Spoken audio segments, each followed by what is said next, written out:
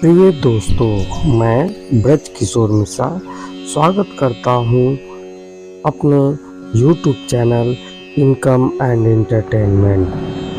तो प्रिय दर्शकों, आज मैं एक नई कहानी लेके आया हूँ और उस कहानी के माध्यम से मैं बताना चाहूँगा कि दुनिया में लोग दुख क्यों पाते हैं। जो अच्छे काम करते हैं वो भी बहुत ज़्यादा दुख पाते हैं, ऐसा क्यों होता है। तो आज मैं ये कहानी स्टार्ट करता हूँ। इससे पहले अगर आप मेरे चैनल पे प्रिय दर्शकों नए हैं तो कृपया करके मेरे चैनल को लाइक और सब्सक्राइब करें। तो आगे दोस्तों, मैं इस कहानी को स्टार्ट करता हूँ। दोस्तों, इस दुनिया में जो लोग अच्छे काम करते हैं वही क्यों गरीबी की ज़िंदगी जीते हैं, उन्हीं के साथ बुरा क्यों होता है। तो आइए हम कहानी शुरुआत करते हैं।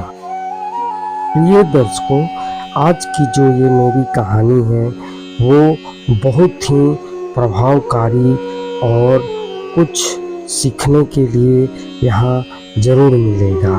तो आप कृपया करके इस कहानी को पूरा सुने। आपको यहाँ से ज़रूर सीखने के लिए कुछ न कुछ मिलेगा और ये कहानी आपको बहुत प्रेरणादायक लगेगी। तो आइए शुरुआत करते हैं। एक राजा था। वो अपने प्रजा को अपने बच्चे के समान बहुत प्यार और आदर करता था। वो न्याय का पुजारी था।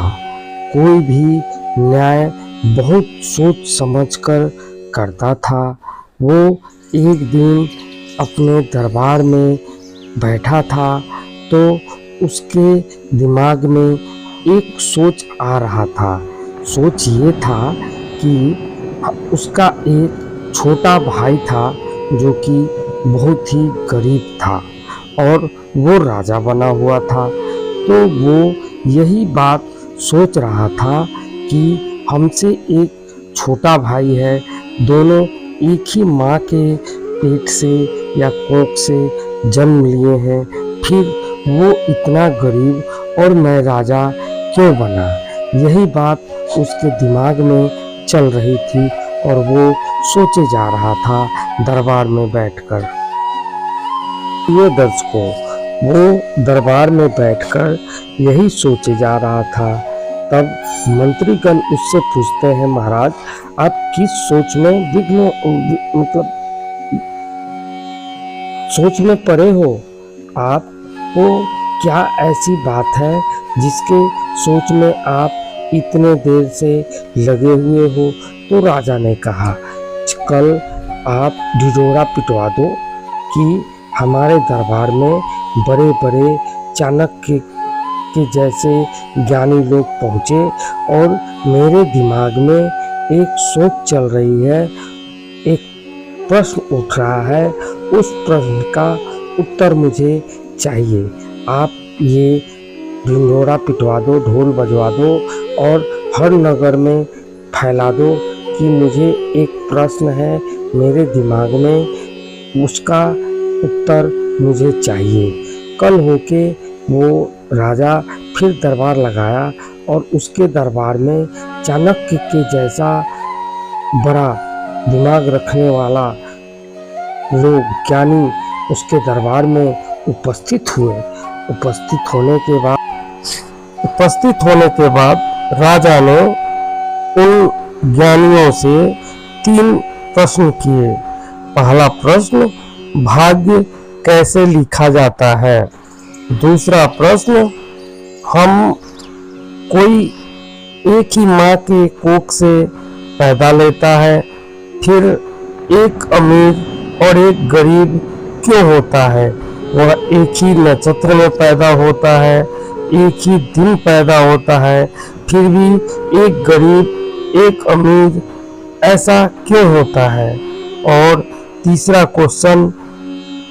प्रश्न ये कहा कि लोग इतना क्यों दुखी रहते हैं? तो राजा ने ये तीनों क्वेश्चन उस दरबार में उठाया। जब राजा ने ये तीनों प्रश्न दरबार में उठाया तो उसकी बातों का, उसके प्रश्नों का जवाब किसी भी विद्वान के पास नहीं था। उसमें एक बूढ़ा आदमी बोलता है कि हे महाराज, आपके इन प्रश्नों का उत्तर यहाँ किसी भी ज्ञानी के पास नहीं है। एक काम कीजिए, पास के ही गांव में एक महर्षि रहते हैं, आप उनके पास चलिए। सुने हैं बहुत बड़े ज्ञानी हैं वो, उनके पास आपका ये उत्तर जरूर मिलेगा, प्रश्नों के उत्तर जरूर मिलेगा। प्रिय दर्शकों, वो राजा तुरंत अपने दरबार को समाप्ति करके घोड़े पर सवार हो मंत्रियों के साथ उस महर्षि के पास पहुंचता है। उस महर्षि के पास पहुंचकर राजा ये तीनों प्रश्नों का प्रश्न पूछता है। पूछने के बाद महर्षि ने गुस्से में लाल होकर और अंगारा जो हवन करता है उसका अंगारा, आग का अंगारा लेकर खाने लगता है और खाते हुए बोलता है, हे राजन, तुम ये सामने गांव है, वहां पर एक आदमी मर रहा है, उस आदमी के पास जल्दी जाओ, तब ये तीनों प्रश्नों का उत्तर तुम्हें अपने आप मिल जाएंगे। राजा ने तुरंत उस गांव में पहुंचकर जो आदमी मर रहा था उसके समीप पहुंचता है। पहुंचकर अपना ये तीनों प्रश्न पूछता है।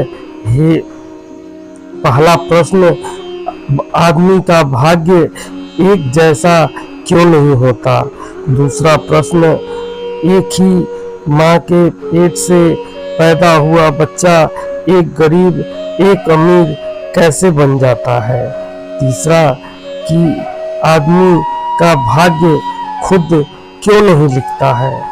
अब वो आदमी जो मर रहा था वो राजन को प्रणाम करके बोलता है कि हे राजन, अब तो मैं मर रहा हूँ, हमारे सामने यमराज खड़े हैं, अब हमारे पास टाइम बहुत कम बचा है, समय बहुत कम बचा है, फिर भी मैं आपको बोलता हूँ, सुनो, पिछले जन्म में हम, आप और वो महर्षि जिससे आप मिल के आए हो, हम तीनों भाई थे और महर्षि बड़ा भाई था, आप छोटे भाई थे, हम बीच के भाई हैं। महर्षि और हम और आप तीनों एक ही माँ के संतान थे। एक दिन की बात है, हमारे दरवाजे पर एक भिखारी भीख मांगने आया और वह बोला कि हे महर्षि से बोला कि मुझे कुछ खाना खिला दो। अब महर्षि ने उस भिखारी से बोला, अगर हम तुमको खिला देंगे अपना खाना तो हम क्या अंगार खाएंगे? अंगार कहते हैं आग को। तो प्रिय दर्शकों, वह महर्षि ने उस भिखारी को कुछ नहीं खिलाया। फिर मेरी बारी आई, मेरे पास भिखारी आके और बोला कि आप ही कुछ खिला दो। फिर मैंने भी उसको बोला कि आपको अगर मैं खिला दूं तो मैं क्या भूखे मरूंगा? तो महाराज देखो, मैं इस जन्म में भूखे मर रहा हूँ, लेकिन जब आपके पास वही भिखारी पहुँचा तो आपने अपना खाना में से आधा उसको खिला दिए। हे राजन, जिसके कर्म से, ऐसे कर्म से आप इस जन्म में राजा बने हो, ऐसी अच्छी कर्म आपने किया है। तो दोस्तों, आदमी को अच्छा कर्म करना चाहिए। इस कर्म करने से आदमी को फल उसका ज़रूर मिलता है। तो इस कहानी से हमें यही सीख मिलती है कि हमें कर्म जो भी हो वो अच्छा करना चाहिए। तो प्रिय दर्शकों, हमारी ये कहानी आप लोगों को कैसी लगी? अपने कर्म को अच्छा करें। अपने कर्म को करने से ही भाग्य बदलता है, भाग्य चमकता है। तो कर्म करते जाइए, अच्छे कर्म करते जाइए, हमेशा ही आपके साथ में अच्छा होगा। दूसरे के बारे में बुरा सोचेंगे तो आपके साथ अपने आप बुरा होगा। तो दोस्तों, हमारी ये कहानी आप लोगों को कैसी लगी आप मुझे कमेंट में बताइएगा। इसी के साथ बहुत बहुत धन्यवाद।